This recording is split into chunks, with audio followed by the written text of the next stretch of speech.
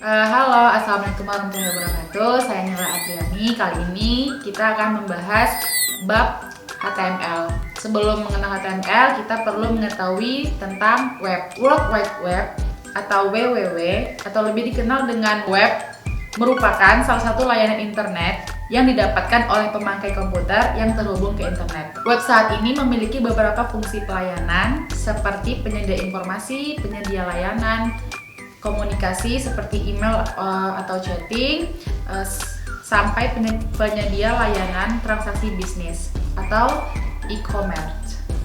Kemudian WWW atau World Wide Web bekerja berdasarkan 3 mekanisme, yaitu yang pertama ada protokol, address, dan HTML.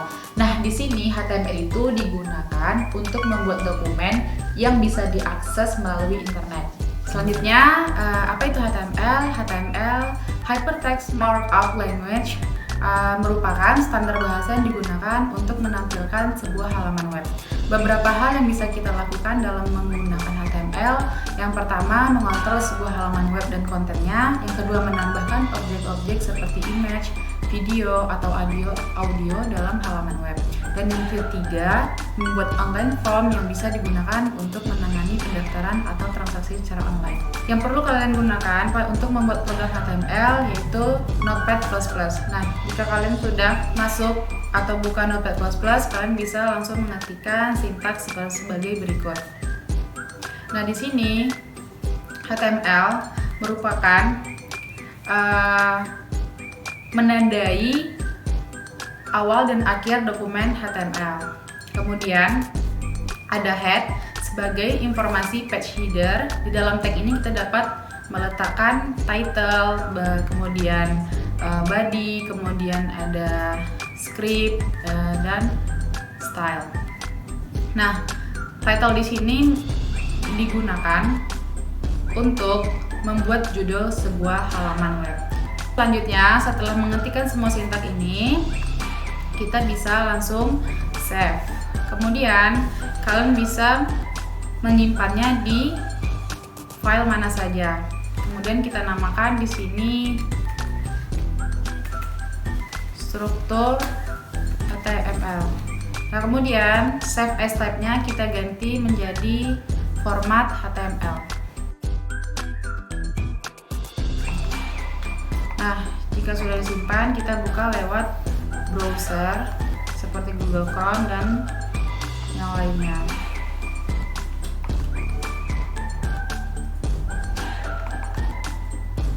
Nah, jika berhasil maka akan muncul seperti berikut.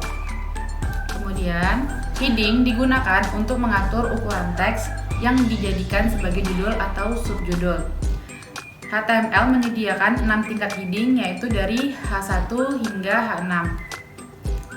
Nah, di sini kita bisa buat juga di halaman baru, diawali dengan tag HTML, kemudian tag head, kemudian untuk pada judul halaman webnya kita namakan heading. Kemudian heading 1, 2, 3, 4, 5 ini merupakan ukuran dari tulisan yang akan muncul di halaman web. Nah, jika kalian ingin memakai tag H1, maka diawali dengan H1, kemudian diakhiri dengan H1 yang ditambahin dengan tanda garis miring. Nah, jika sudah, maka kita tinggal save seperti pada halaman sebelumnya dengan format HTML, kemudian kita buka melalui Google Chrome. Nah, maka muncul seperti berikut. Oke, kemudian lanjut membuat paragraf pada HTML. Untuk membuat teks berada dalam sebuah paragraf, antara paragraf satu dan lainnya akan ada pembatas baris kosong sebelum dan sesudahnya. Untuk mengatur posisi paragraf menggunakan atribut align. Kalian bisa menuliskan sintaks seperti berikut. Nah, untuk dari paragraf pertama dan paragraf kedua itu masing-masing memiliki tag paragraf. Jadi nanti hasilnya antara tulisan paragraf pertama dan paragraf kedua itu akan memiliki batas kosong. Kemudian kita save seperti biasa dalam format HTML dan buka melalui browser. Nah, maka muncul seperti itu. Kemudian lanjut formatting teks. Untuk menampilkan teks dalam bentuk yang kita inginkan seperti cetak tebal, miring, bergaris bawah, atau kombinasi diantaranya, HTML menyediakan banyak elemen untuk memformat teks. Elemen-elemen tersebut dikelompokkan dalam dua bagian, yaitu physical formatting untuk memformat teks secara karakteristik fisik teks, dan logical formatting untuk memformat teks menurut isi atau kandungan teks. Biasanya digunakan untuk memberikan penekanan pada suatu kata atau kalimat. Nah, di sini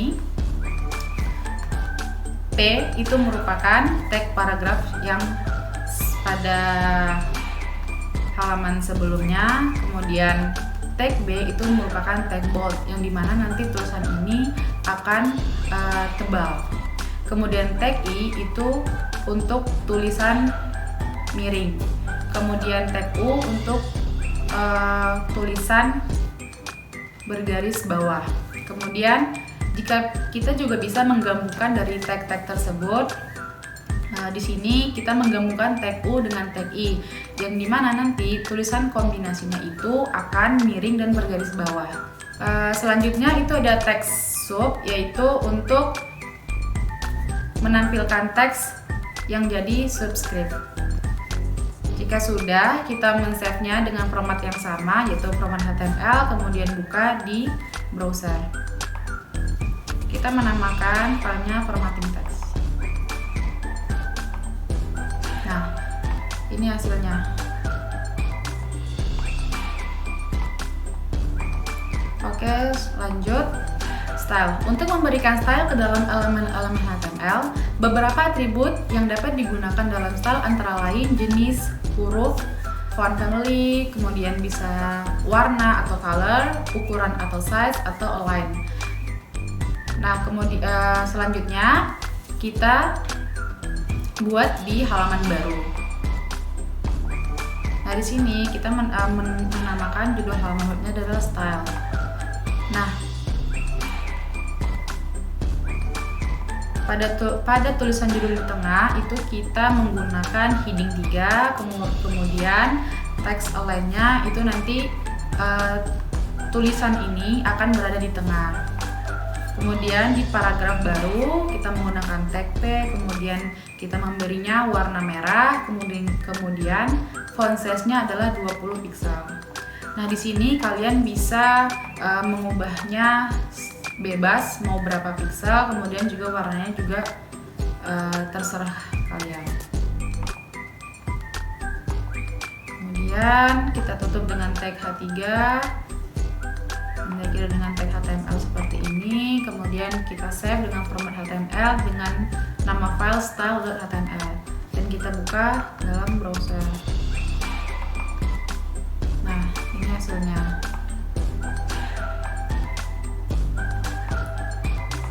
Selanjutnya,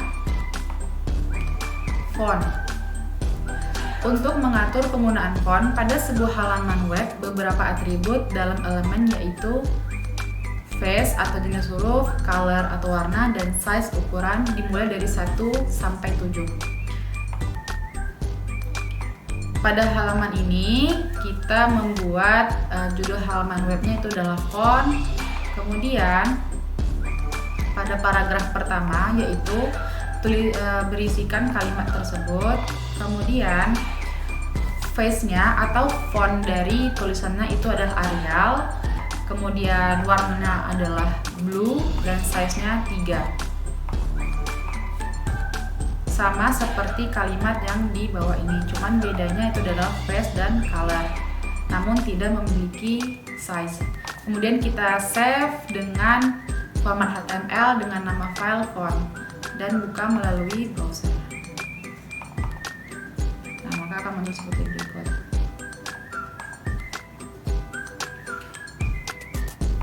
Lanjut untuk begin row. Begin row atau BR, tag BR untuk memulai baris baru pada sebuah halaman web tanpa memberi baris kosong di bawahnya, atau sama dengan tombol enter pada keyboard. Kemudian kita buat di halaman baru dengan judul halaman web begin row. Kita membuat sebuah paragraf yang dimana setelah kalimat contoh ini kita enter, maka kalimat penggunaan tag BR akan muncul di bawah kalimat contoh. Nah, jika sudah, maka kita save dengan format HTML juga dengan nama file begin_row. Lalu kita buka di browser. Nah, ini hasilnya. Kemudian selanjutnya itu ada horizontal rule. Horizontal rule atau tag HR digunakan untuk menggambar garis horizontal pada sebuah halaman web. Elemen HR atau tag HR memiliki beberapa atribut seperti size atau ukuran, width atau lebar, color atau warna, dan lain-lain. Kemudian di sini kita memberi judul halaman webnya adalah horizontal row. Kemudian di paragrafnya kita membuat kalimat horizontal row diakhiri dengan tag HR. Kemudian pada kalimat kedua horizontal row 10 pixel ini kita menggunakan size-nya. Nah, yang ketiga ini kita membuat kalimat horizontal row warna merah menjadi warna merah dengan tag color red. Kemudian kita save dengan format HTML, kemudian menamai file dengan horizontal row. Buka dengan browser, maka akan muncul seperti berikut. Kemudian lanjut untuk performat text. Performat text atau tag pre digunakan untuk menampilkan teks sesuai dengan format aslinya atau seperti yang diketikkan di dalam dokumen HTML. Nah, di sini kita memberi judul halaman webnya performat text. Kemudian pada bagian body kita menggunakan tag pre dan menuliskan kalimat berikut. Kemudian kita save seperti pada file sebelumnya dengan format HTML dengan nama file preformat text. Kemudian kita buka di browser, maka akan muncul seperti berikut. Selanjutnya itu adalah black quote. Black quote digunakan untuk membuat indentasi paragraf. Dengan tag black quote ini, browser akan menampilkan teks menjorok ke dalam. Seperti contohnya pada halaman baru kita membuat judul halaman webnya itu adalah black quote. Kemudian pada bagian body kita membuat buah paragraf menggunakan tag P, yaitu dengan kalimat sistem informasi manajemen. Kemudian pada kalimat berikutnya kita menggunakan tag black quote. Kemudian kita save dengan nama file black quote. Lalu kita buka di browser, akan muncul seperti berikut. Pada kalimat yang ini kita menggunakan tag black quote. Hasilnya akan menjorok ke dalam.